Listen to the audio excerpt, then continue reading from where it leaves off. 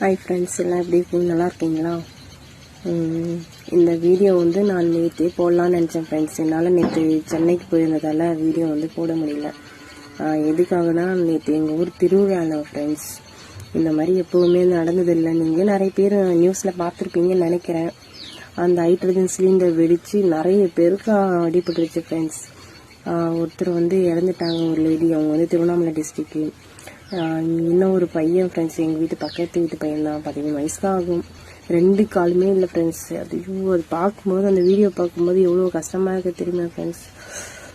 இன்னொரு பொண்ணும் என் ஃப்ரெண்டு தான் ஃப்ரெண்ட்ஸ். அவளுக்குமே ஒரு கால் கொஞ்சம் தான் போயிருந்தது. அப்புறம் பார்த்தா இப்போது ஹாஸ்பிட்டலில் என்ன சொல்கிறாங்க, எல்லாம் நொறுங்கி போயிருக்கு அப்படின்ட்டு கொஞ்சம் எடுத்துட்டாங்க ஃப்ரெண்ட்ஸ். இப்போ மறுபடியும் ஆப்ரேஷன் பண்ணி அந்த பையனுக்கு வச்சுருக்காங்களா ஃப்ரெண்ட்ஸ். ரொம்ப கஷ்டமாக இருக்குது. இந்த மாதிரி எப்பவுமே நடந்ததில்லை ஃப்ரெண்ட்ஸ். இதுதான் ஃபஸ்ட் டைம். நீங்களுமே கூட்டத்தில் எங்கேயாவது போகும்போது சேஃபாக போங்க.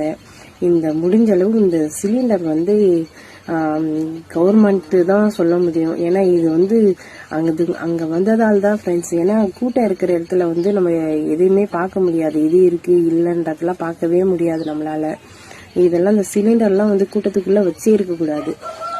எங்கள் ஊரில் திருவிழான்னும் போது எல்லா ஊர்லேயுமே அப்படிதான், நிறைய கூட்டம் வரும். இது வந்து இந்த பலூனுக்காக தான் வச்சுருந்தாங்க. நானுமே பார்த்துட்டு தான் ஃப்ரெண்ட்ஸ் வந்தேன். நான் வந்து ஆற்றுலேருந்து வந்து வீட்டுக்கு வர ஒரு 5 நிமிஷத்துக்குள்ளேயே பார்த்தா எனக்கு ஃபோன் வருது, இந்த மாதிரி வெடிச்சதுக்கு அப்படின்னு சொல்லிட்டு ஃப்ரெண்ட்ஸ். எனக்கு அது அந்த வீடியோ பார்த்த உடனே எப்படி தெரியுமா ஃப்ரெண்ட்ஸ் இருக்குது. இந்த மாதிரி எங்கேயுமே நான் பார்த்ததில்லை. அப்படியே பார்க்கும்போது பயமாக இருக்குது ஃப்ரெண்ட்ஸ். அந்த மாதிரி இருந்துச்சு அந்த வீடியோ. நீங்களுமே கொஞ்சம் சேஃபாக இருங்க, எங்கே போனாலும் பாருங்கள். முடிஞ்ச அளவு நம்ம தான் பார்த்துக்கணும் நம்மளை.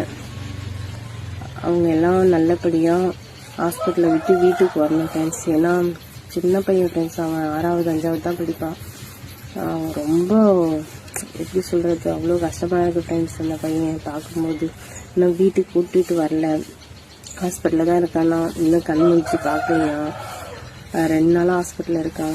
இன்னும் எத்தனை நாள் ஆகும்னு தெரியல வீட்டுக்கு வர்றதுக்கு. அந்த பொண்ணுமே இன்னும் வரல. இன்னொருத்தவங்க வந்து இறந்துட்டாங்களாம். அவங்க வந்து திருவண்ணாமலை டிஸ்ட்ரிக்ட்னு சொல்கிறாங்க. ரொம்ப கஷ்டமாக இருக்குது ஃப்ரெண்ட்ஸ். ஏன்னா திருவிழான்னும் போது ஜாலியாக இருந்தது. நாங்களுமே போயிட்டு ஜாலியாக தான் வந்தோம். வீட்டுக்கு வந்து ஒரு 10 நிமிஷத்துக்குள்ளேயே இந்த அளவுக்கு இப்படிலாம் இருக்குது. ரொம்ப கஷ்டமாக இருக்குது ஃப்ரெண்ட்ஸ். என்ன சொல்கிறதுன்னு தெரியல. ஏன்னா இது வந்து நேற்றே நான் வந்து இந்த வீடியோ போடணும்னு நினச்சேன். என்னால் போட முடியல. அதுக்கு தான் ஃப்ரெண்ட்ஸ் இன்றைக்கி போட்டேன். நீங்களுமே கொஞ்சம்